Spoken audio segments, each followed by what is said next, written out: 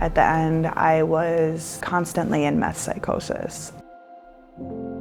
Hearing voices that were telling me to do things, sitting there just feeling utterly defeated, like, this is it. I'm gonna kill myself. I can't do this anymore. I remember one night just crying so much that my pillow had a puddle in it. And I prayed to God that He would just take me away. I said, God, just take me away because I can't handle this. Just take my life.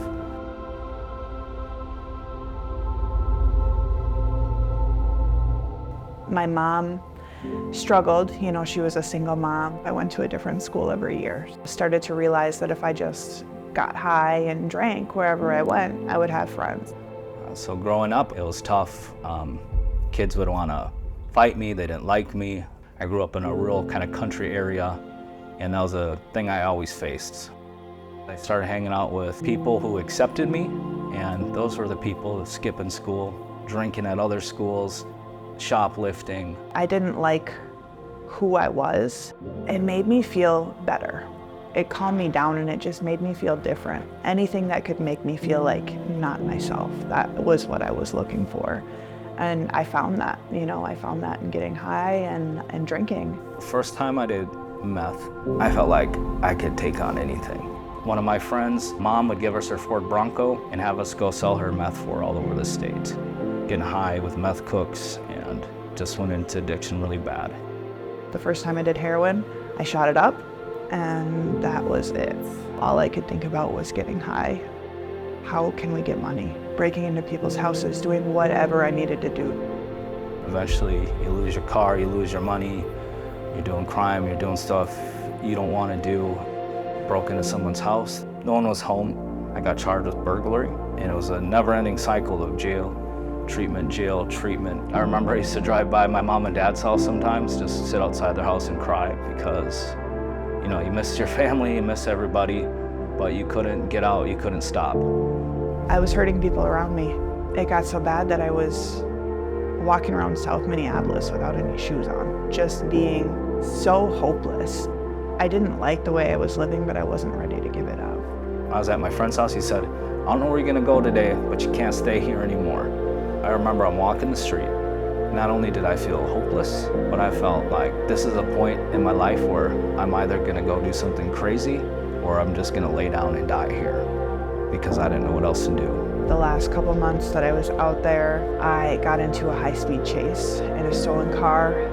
I got arrested again. I've been to prison, I've been to jail, I have multiple felonies, and I decided I wanted to go to Teen Challenge. I had heard about it. My lawyer told me that there's no way they're gonna let you out. You're gonna serve some time. I was like, okay, I can do prison. But at that moment, something in me shifted again. I'm okay with going to prison? That's not okay. So I fought. I fought to go to Teen Challenge and everything lined up perfectly. The last time I got arrested, I almost went to prison for a long time. I was scared. So I said, man, I don't want to die selling drugs. I got a hold of my parents when I was in jail, and they said, okay, if you go on a Teen Challenge, right when you got out of jail, we'll talk to you and we'll get you there. And ever since coming to short term, things have been different.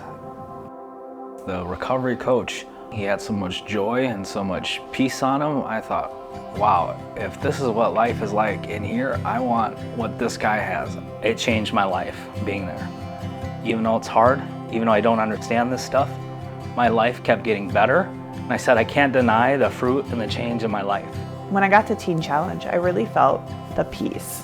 My whole life, I've been moving every 6 months to a year, and being at Teen Challenge was actually the longest time I'd ever stayed in one place. I was really able to start living in stability. I always felt supported, I always felt cared for, and I always felt loved.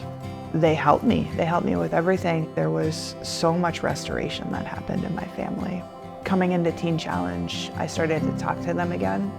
They started to see a change in me. They saw something different. After you graduate long-term Teen Challenge, there's a school that you can apply for called Teen Challenge Leadership Institute, and we met there. Ryan and I were always friends. He was always somebody that just prayed with me and talked to me about the Lord, and that was something that I liked. On our vows, I remember I was writing them and I just vowed to, that I've been praying for you for a long time, Collette. I've been watching God move in your life, and I'll continue to pray for you because I've seen just what God has done with it.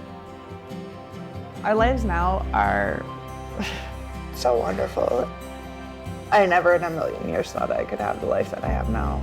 We both work at Teen Challenge. We have 2 beautiful children, Elias and Lily. This is one of the huge reasons that he saved us, so that we could raise these 2 beautiful children and that they wouldn't have to experience that hurt, that they wouldn't have to experience the chaos, the instability, and all of those things, that they would be raised in a home where they feel love, and where they feel safe, and they're able to fully grow and just develop.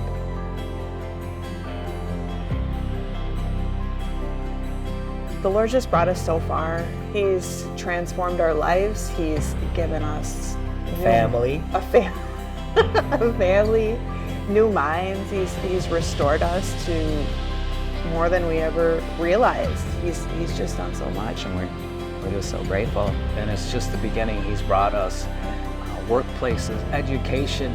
We launched a recovery church to help people out of where we came from.